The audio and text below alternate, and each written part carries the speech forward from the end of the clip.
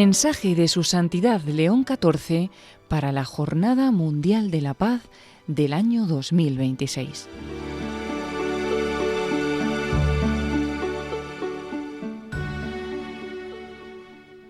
La paz esté contigo. Este antiquísimo saludo, que sigue siendo habitual en muchas culturas, en la tarde de Pascua se llenó de nuevo vigor en labios de Jesús resucitado.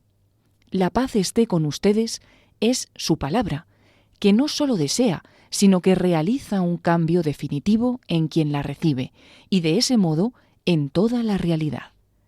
Por eso, los sucesores de los apóstoles dan voz cada día y en todo el mundo a la más silenciosa revolución: la paz esté con ustedes. Desde la tarde de mi elección como obispo de Roma, he querido incorporar mi saludo en este anuncio coral. Y deseo reafirmarlo. Esta es la paz de Cristo resucitado, una paz desarmada y una paz desarmante, humilde y perseverante. Proviene de Dios, Dios que nos ama a todos incondicionalmente. La paz de Cristo resucitado. El que venció a la muerte y derribó el muro que separaba a los seres humanos es el buen pastor, que da la vida por el rebaño y que tiene muchas ovejas que no son del redil. Cristo, nuestra paz. Su presencia, su don, su victoria resplandecen en la perseverancia de muchos testigos, por medio de los cuales la obra de Dios continúa en el mundo, volviéndose incluso más perceptible y luminosa en la oscuridad de los tiempos. El contraste entre las tinieblas y la luz, en efecto, no es sólo una imagen bíblica para describir el parto del que está naciendo un mundo nuevo.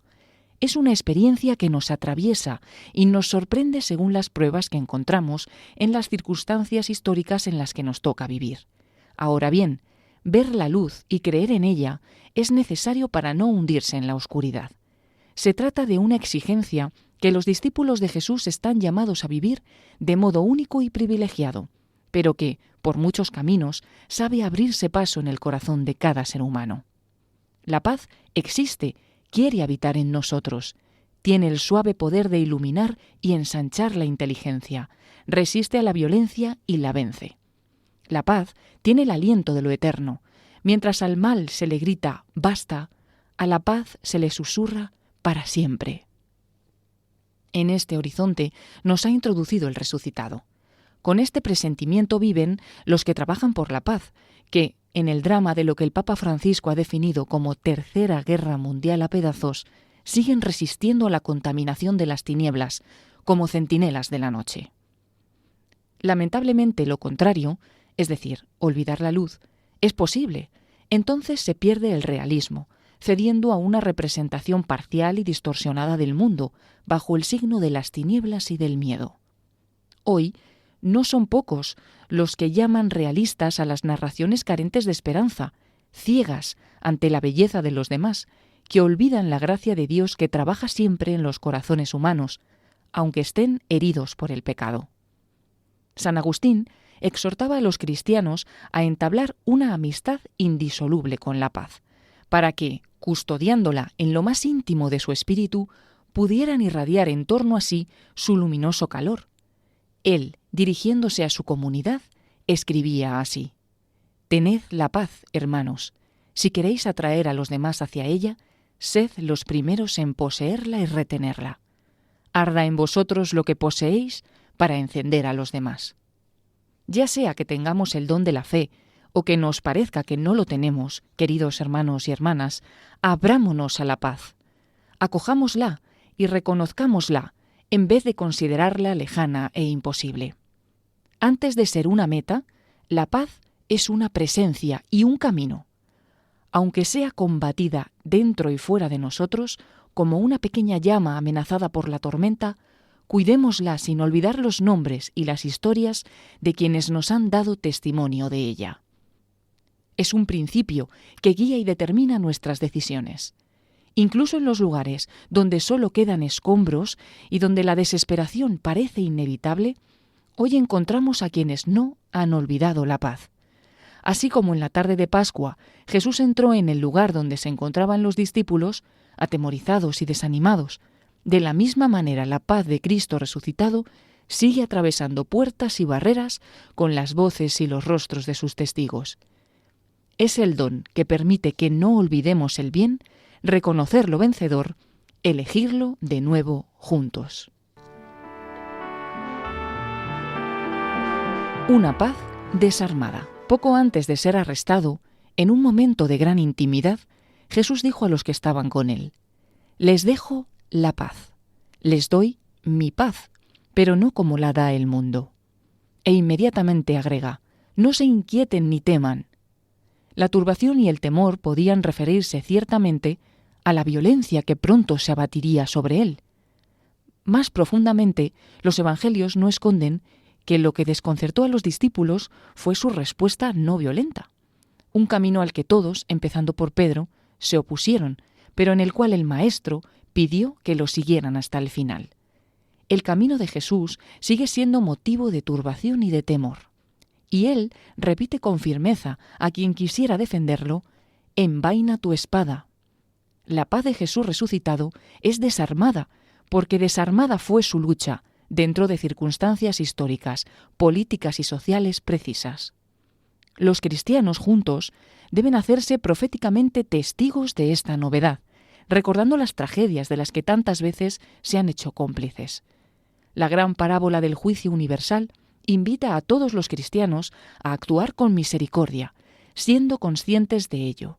Y al hacerlo, encontrarán a su lado hermanos y hermanas que por distintos caminos han sabido escuchar el dolor ajeno y se han liberado interiormente del engaño de la violencia. Aunque hoy no son pocas las personas de corazón dispuesto a la paz, un gran sentimiento de impotencia las invade ante el curso de los acontecimientos, cada vez más incierto. Ya San Agustín, en efecto, señalaba una paradoja particular. Es más difícil alabar la paz que poseerla. En efecto, si queremos alabarla, deseamos las fuerzas para ello, buscamos los pensamientos y pesamos las palabras. Por el contrario, si queremos poseerla, la tenemos y poseemos sin trabajo alguno. Cuando tratamos la paz como un ideal lejano, terminamos por no considerar escandaloso que se le niegue e incluso que se haga la guerra para alcanzarla. Pareciera que faltan las ideas justas, las frases sopesadas, la capacidad de decir que la paz está cerca. Si la paz no es una realidad experimentada para custodiar y cultivar, la agresividad se difunde en la vida doméstica y en la vida pública. En la relación entre ciudadanos y gobernantes se llega a considerar una culpa el hecho de que no se nos prepare lo suficiente para la guerra, para reaccionar a los ataques, para responder a las agresiones. Mucho más allá del principio de legítima defensa, en el plano político, dicha lógica de oposición es el dato más actual en una desestabilización planetaria que va asumiendo cada día mayor dramatismo e imprevisibilidad.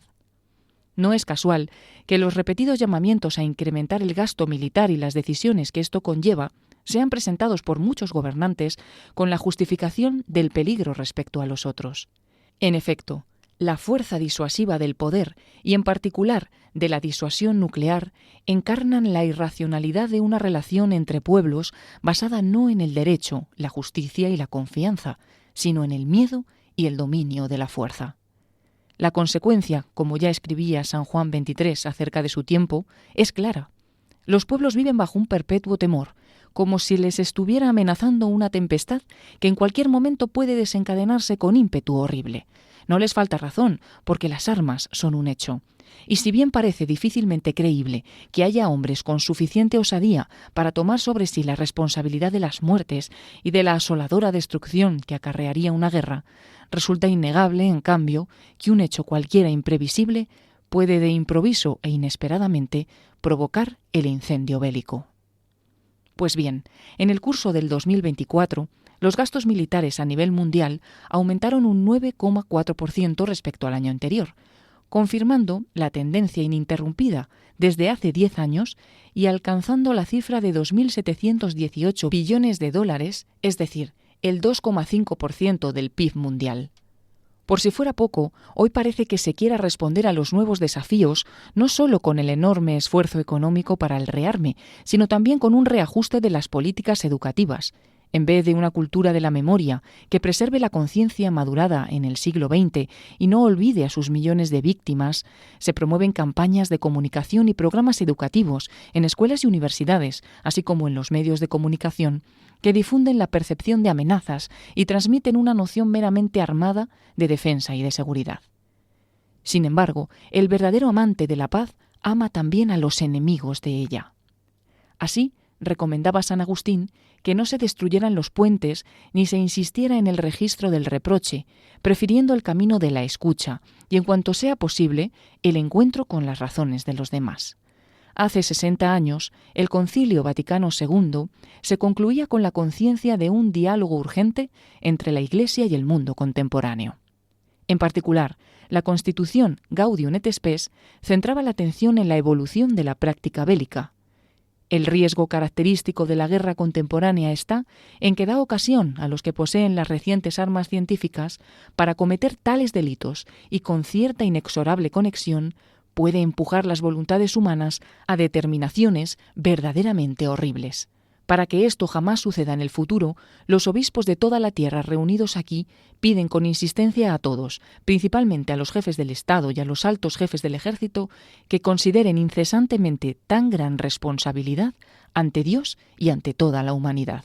Al reiterar el llamamiento de los padres conciliares y estimando la vía del diálogo como la más eficaz a todos los niveles, constatamos cómo el ulterior avance tecnológico y la aplicación en ámbito militar de las inteligencias artificiales hayan radicalizado la tragedia de los conflictos armados.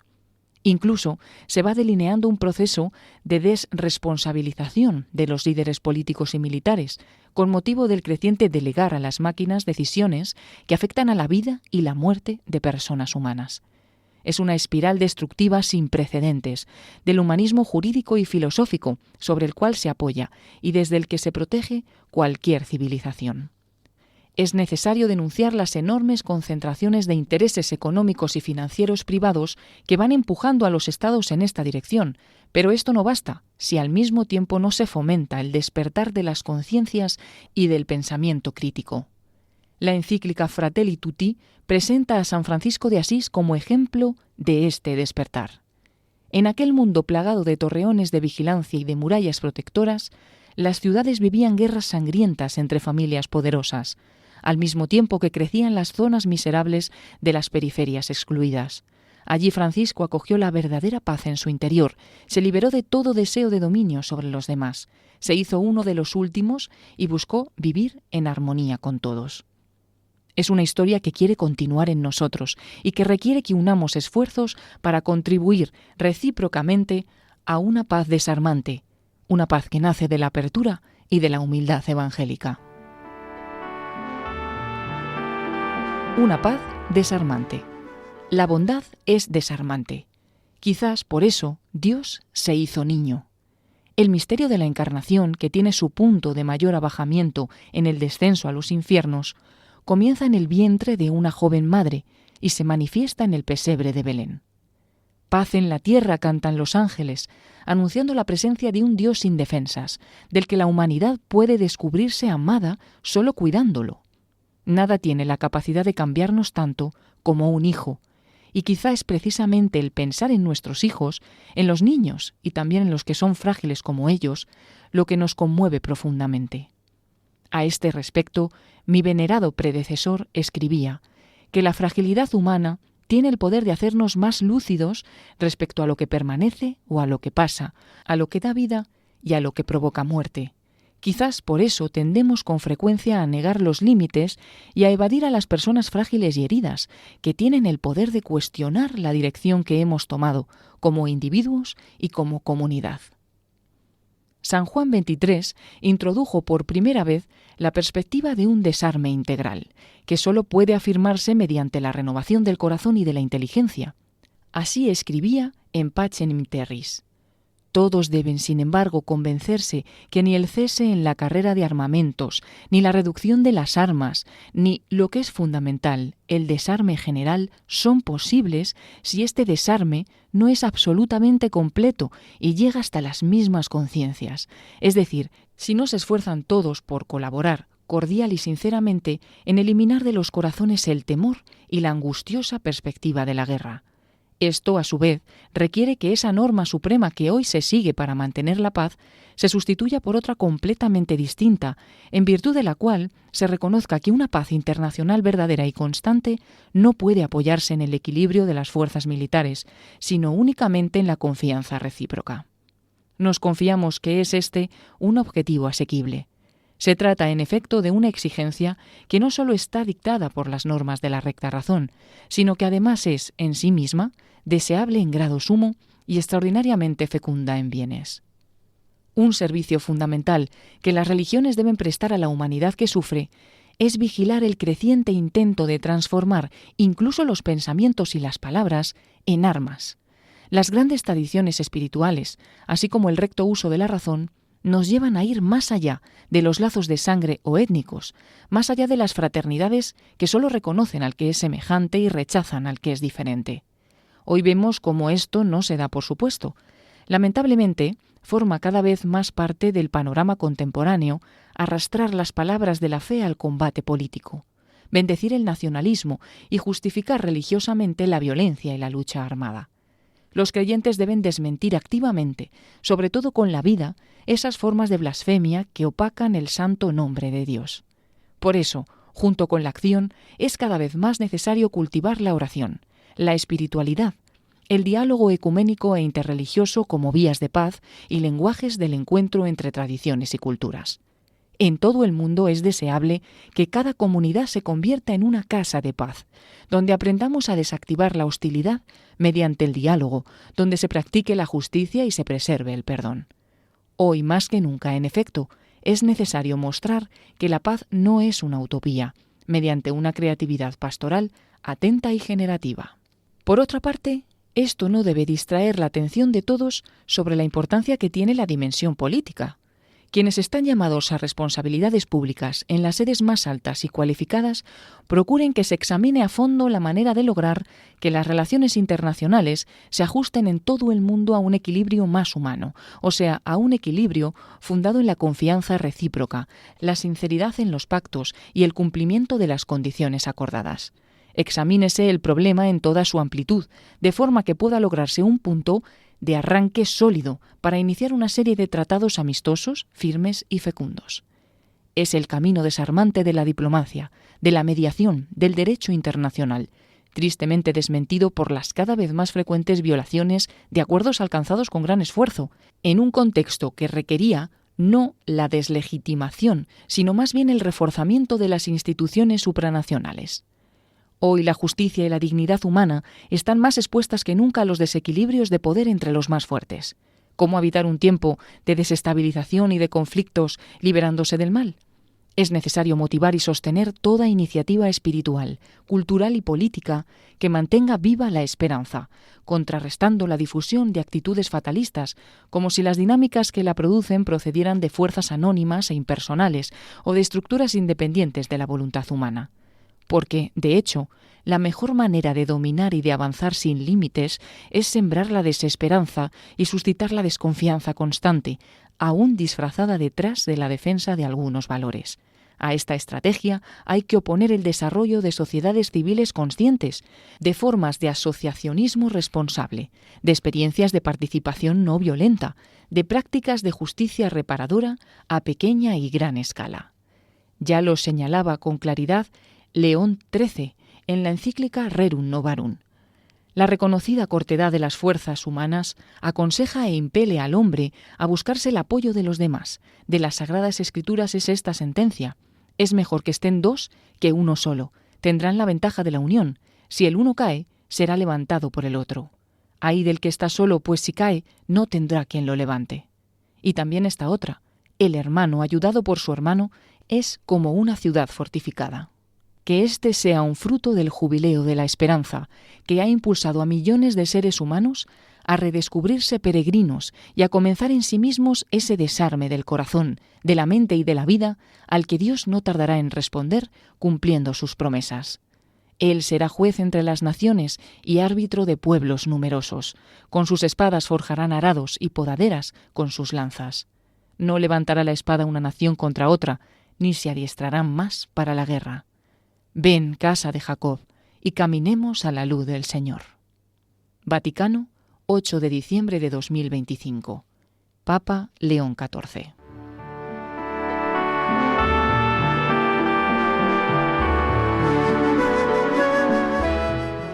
Mensaje de Su Santidad León XIV para la Jornada Mundial de la Paz de 2026.